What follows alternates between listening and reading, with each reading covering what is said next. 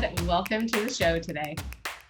I'm excited to be here. Thanks for having me, Sarah. Yeah, no, thanks for being here. And, I want us to dive right on in because, I worked in the world of college athletics for a number of years. You've not worked in the world of college athletics, but you're a huge sports fan. I love sports. Yeah.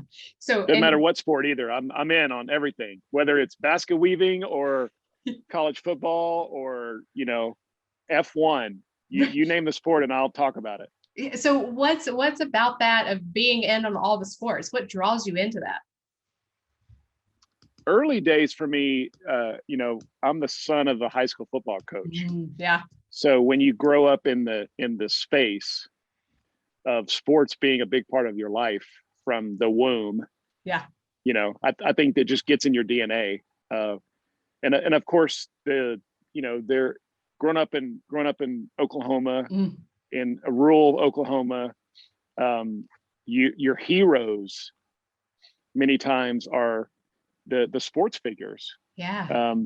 And so it was just a big part of like the growing up, the childhood, thinking about who I wanted to emulate, who I wanted to follow. And sure. Ultimately, I think sports for so many people, for any of us, we get so much of our life lessons. Yeah. Oh, I from being agree. part of a team. Yeah. Yeah. And from a leadership side, the idea of a team is such a conduit for starting to filter out who are the leaders.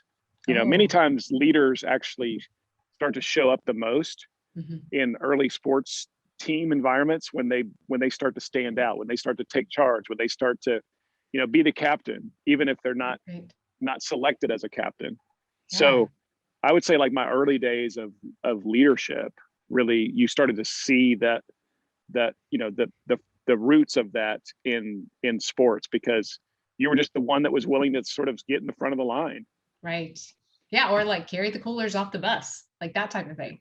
Exactly. Yeah. So I'm thinking of our listeners who are parents of high schoolers, even high school students, they're on this trajectory of, I want to play sports at the next level. And you just mentioned a really key word that I want to talk to you about is leadership. And, I just mentioned carrying the coolers off the bus, but what are some really tangible things that these high school students can do to stand out as a leader, even though they might not be captain on the team? Yeah, it's a great question. I think it comes back to service. So much of leadership is serving, and I think serving is really like do whatever it takes, right? And contribute wherever you can. So if you're the person who is not getting on the field or not getting on the court, there's still a role for you to play, right? And I think that's taking on that responsibility and saying, I'm going to be the best, I'm going to be the best backup. I'm going to practice like I'm the starter.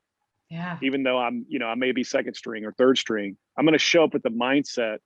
And I think it's this idea of, your now determines your next. From the standpoint of even, again, I'm going to have the mindset that I'm all state, even if I'm a freshman and I'm starting to think about where I want to be in 4 years. So that's a big part of it. The towel waiver, that I've been watching like everybody else watching the NBA finals, and the 14th or 15th person on the Suns or on the Bucks, first of all, they got a pretty good lifestyle. Like they're getting paid a lot of money to be number 14 on the team. They're not getting in the game a lot, but how great of a towel waiver are you? Yeah. And that to me speaks so highly of, there's ways for me to contribute. Yeah. From a leadership side, I can be the most influential person on the team, even if I'm not the star. And so much of that comes back to that leadership is not about title. Right. It's not about hierarchy. It might be, it can be, sure, but it doesn't always have to be.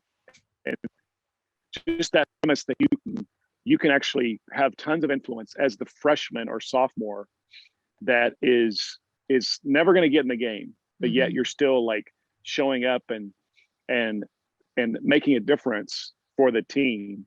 That's when team gets fun. That's when a team environment, and you hear coaches talk about this, obviously, is they want that feel or that culture, the program, to emulate that you're the captain or you're the person at number 45 on the team. You're still like walking around like you've got a lot of responsibility.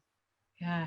Well, and that's powerful as I think about it, of going, okay, there is as a former coach, having some freshmen that step up and say, like, we're going to do these tasks, we're going to do these things, and they're really showing up to support their peers. And I'm thinking about it now from the lens of a college coach recruiting these high schoolers. They're at these games and they see that action. Yeah. And now, way early. Right. And they're like, oh, who is that kid? What, what's their role? And then that starts asking the questions of, how can I get them? What's, and then kind of going with that talent. And we talk about it here on the show all the time. It's like you do need talent. Like, we're not going to say that you don't need that. But when it comes down to a level playing field, if you have these specific attributes of like good grades, you're a leader, versus someone else who's the same talent level as you, then you're going to edge them out a little bit. Yes. And here's the thing about athletes and about those who excel in sports, is you already have a competitive advantage within the school environment, in high school especially. You already have a competitive advantage to be a leader, right? Because people are now watching you. You're probably well known. If you're an athlete, you're going to get. People are going to be more aware of who you are, and so lean into that. Like, actually allow your the way you show up at school and the way you like show up in the community and the way you approach connections with community leaders, like that. It's such a natural connection to you now being able to have influence. And what you said is true, Sarah. Like, the way that you get noticed by that school that you want to go to is now that you are a holistic person. Right. The old days of, you got all the skill and the talent, but you're going to be a character issue. Exactly. Yeah. I mean, no longer, you would know better than me, but no longer are schools willing to take risk on you. Yeah. Oh, yeah. I've talked to coaches on the show just about, like, if it comes down to that and there's equal talent, everything's there, and there's this one person, this one player who maybe gave their mom attitude on the sideline, maybe didn't like go with the team and do all this other stuff, they're going to choose the other student athlete. Yep. Because they know they can trust that character. And remember, for all of us who we think, oh, that thing I did 4 years ago. Well, that thing you did 4 years ago is now being captured by everybody on social media or That's other right. outlets. And so this is the reason that you have to, if I'm thinking long-term strategically for a potential college student who's going to perform in the athletic world, you got to start thinking in 6th grade, how am I now telling my story? Yeah. Well, and I like how you said that, because you're thinking this long-term approach. And, in your book, H3, you actually talk about microwave leaders versus crockpot leaders. And that stuck with me, because I'm thinking of these kids going into 9th grade, having to already have that thought process of a long-term leadership goal, long-term goals that kind of go within that. Yeah. And I got that idea and that sort of the mentality of that from John Maxwell. Yeah. And we microwave is sort of where culture is right now. Right. Which is everything short term, everything is overnight, everything is actually I need it right now. Yep. It's the mindset of on demand, and nothing wrong with that. Like I'm not gonna be the one who says, well, that's just bad overall. Because I love getting my Amazon package the next day, yes, right? Like everybody 100%. Else does. Yeah. But the crockpot mindset is that I'm taking a long-term perspective on how I'm going to grow my influence. Yeah. And also like that I'm taking a long-term perspective on faithfulness. Oh, and yeah. that, you know, the idea of like being faithful and being a steward of the season I'm in is the greatest form of how we measure success. Right. And it's the idea of like, I got a 50-year run in my life to have impact. And when you start thinking that mindset long term, then everything changes in how you sort of reverse engineer that. Oh, And yeah. you know, it's like fighting the short-term mentality, but it's also saying, you know, I've heard people say it this way, like most of us, we overestimate what we can do in the short term, but we underestimate the impact we can have in the long term. Oh. And so the idea that like, you know, I may think I can change the world the next 5 years, and it's really not true, but what about the next 50 years? Yeah. So that's the kind of mindset I'm trying to have, is long term, much more like, let's think about this at that level compared to we got to think about like tomorrow. Yeah. And that reminds me of something else. And I don't know, correct me if I'm wrong on this, but maybe it was in H3, maybe it's something you've said or tweeted before, because I know you're really big on social media too, but you know, leadership's just more than hard work. It's habitual work. Yes. And that's really what you're outlining here, is saying like, it's these small habits that we take on each and every day. You got it. And this is James Clear language, yeah, who wrote a great book called Atomic Habits. Yes. This is Charles Duhigg language. He wrote the book called The Power of Habit.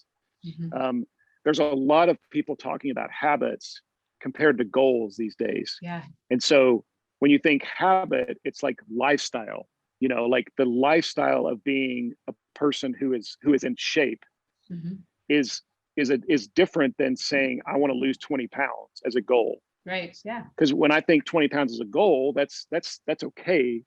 But what it does is it doesn't put a habit in place that now makes it something that the unconscious competence of my life will now take over. Yeah. Right. Because if you think goal of 20 pounds, okay, I'll lose the 20 pounds, but no, the habit you need to put in place is actually that you're a healthy eater. Right. Yeah. The habit you put in place is that you're an exerciser, and that you have daily habits that you do to burn calories. So that's more what we're trying to get to with the idea of leadership being habitual work, right, than it is just like coming up with these goals, which are okay. Yeah. And so like the 20 habits in the book is for me the kind of the framework that I wanted to build for the next 30-year run of my life. Sure. In terms of what can I now like look back on and say that I've built these lifestyle keystone habits, which that's Charles Duhigg language. Yeah. that allow me to get to the place I want to get to. And that's just it's a different way to approach it. And I think it's more doable, because again, think about people at New Year's. Yeah. Everybody has a New Year's goal. Right. That very few people keep. They have, oh, I got all these resolutions, right? But what about a New Year's habit? Oh yeah. That's something that's, again, ideally that's going to be sustaining. It's something that I'm going to put in place that now, after 30 days or 60 days or whatever that number is, that it now becomes just normal. This is why, like, even to something so small that Mark Zuckerberg at Facebook says I wear a gray like V-neck t-shirt every day to work. Well, why? Because that's now a habit that is in place. He doesn't have to burn any calories. No. Thinking about, well, what am I going to wear today? Right. Yeah.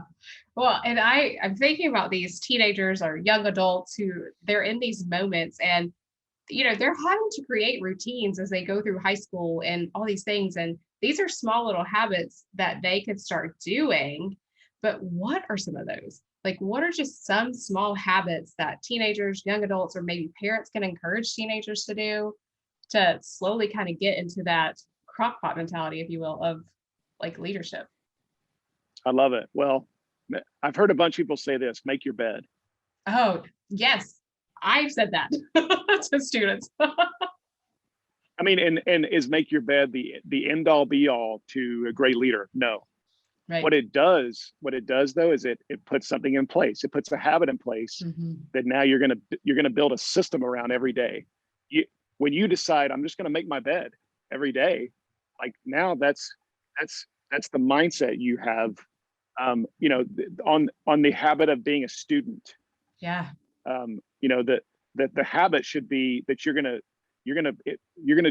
have a mindset that says I want to have 1% improvement daily. Right.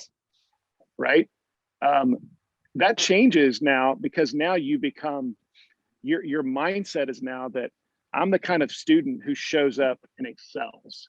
Yeah.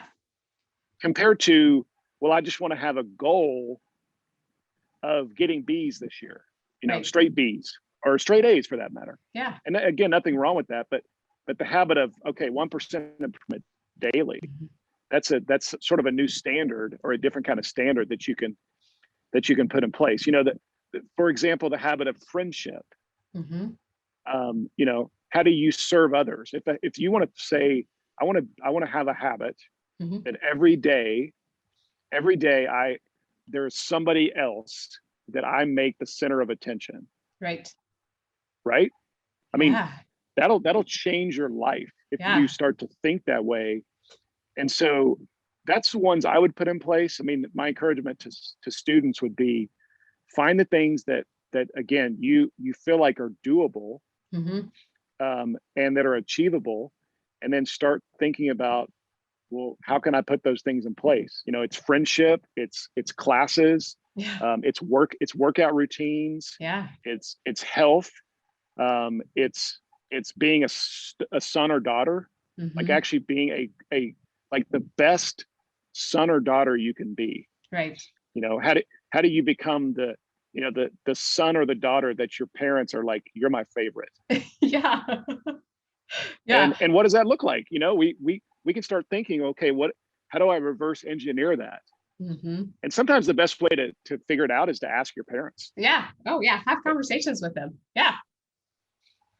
That's really good, because I'm just thinking, you know, making your bed, having friendships. It actually reminded me of, I was in a college lecture, and it was an education class, and our professor is saying, I've always taught students to make their bed every day, because they cannot go throughout the day and say they haven't accomplished anything. You got it. Yep. Because you're talking about that 1%. They just like stepped it up 1%. They accomplished something, and they're ready to like move forward in their day.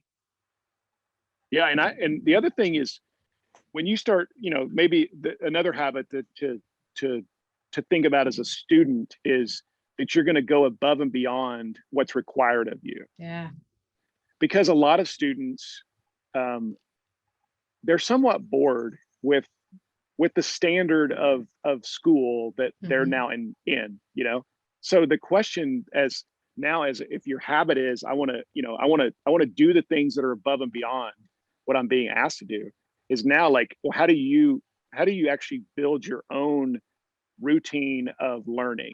Oh, yeah. And start to think about the learning that's going to fuel you, you know. So if you're a junior and you're like, man, I really love movies, and I love like the figuring out how to be a producer or how to be a director, or, you know, getting into that space. Well, you know what? We never before have we had the information, the knowledge, the content available at our disposal. That's right. And that's where a habit of you being a student, now you're like, I'm gonna get my PhD, you know, way before I need to, on watching YouTube videos on, yeah. or that you ask your parents, hey, get me a masterclass subscription, because I want to watch Steven Spielberg, right, you know, unpack how to do a film.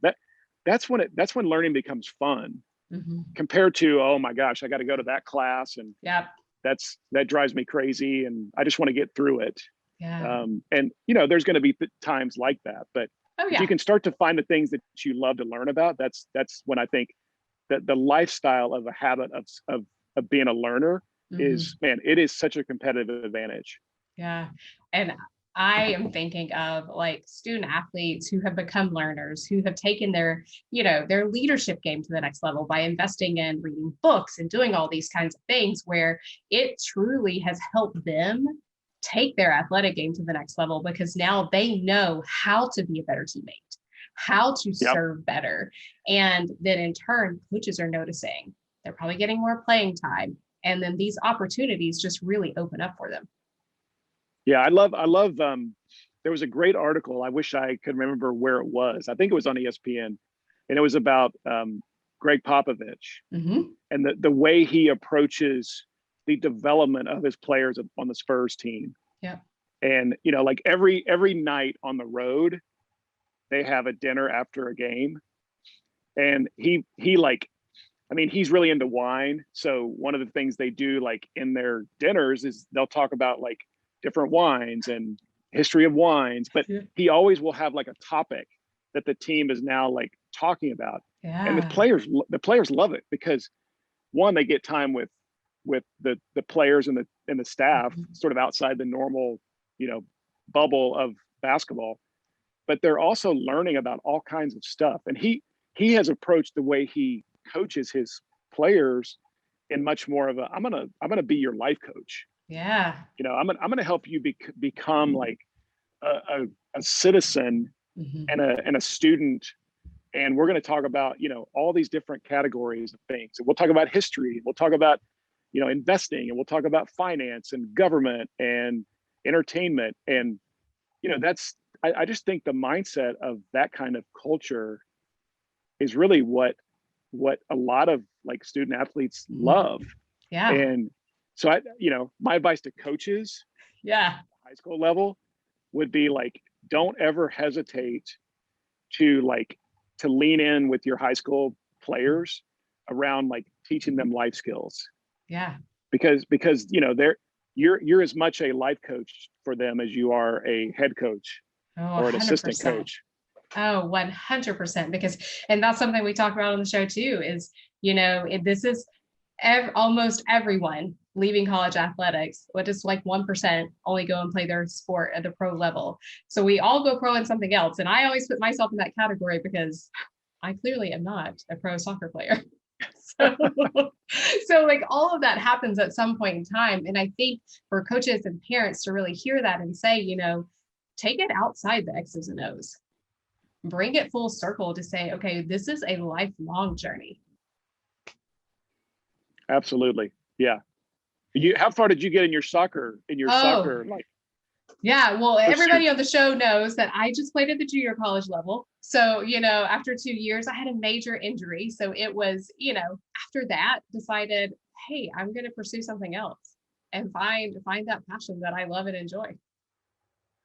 Well, I'm one of those that, of the millions of us who we got to college, and then as soon as we got done with college, throughout your life, people would say, now, did you play college athletics? You're like, well, no, but I could have if I'd have wanted to. Yeah. Yeah. Well, I wanted to focus on my studies, but that's not true. Well, that puts you, we always say too, only 7% of high school athletes go on to play their sport in college at whatever level. So you're part of the 93% that didn't. Yeah, I guess that's good company, right? That's right. That's a great company. Well, Brad, that the show is called Confessions from the Sidelines. And because I know you're such a huge sports fan, I want to know, what is your favorite memory of standing on the sidelines? Oh, gosh. Well, because I grew up the son of a coach. Yeah. Our high school football team was really good in Oklahoma all the years of growing up. So I remember four state final football games. Wow. That I wasn't playing in, but I was like, I was running to get the tee on the field, or I was the water boy. Two of those were losses. Oh. And I remember watching these, what I consider to be like really old men who were high school students. And they're all crying, and I'm, so I'm crying, and just the emotion that went into like the idea of playing at that level for your town, for your community, and being at that state championship level. Same would be true like of the state championships that were won. Yeah. And then like being on the sideline and watching the opposite emotion, the joy, the celebration. So, and I never got to experience that as a player. We got deep into the playoffs, but we never like won a state championship. So I think for me, that would be like the memories that stand out the most. And I loved it. I mean, I loved just, again, seeing that from that vantage point and having that memory or those memories over those years of getting to experience, that close up and literally standing on the sideline. I never went into coaching. My brother did, and, even other family members, but I still have just a fond memory of being on the sideline, not being the coach, but getting to see it from, an 8-year-old's vantage point or a 9-year-old or a 10-year-old. Oh, that's so cool just to have those memories in your back pocket and think about, oh, these are all the cool things that happened and to be a part of that. That's awesome.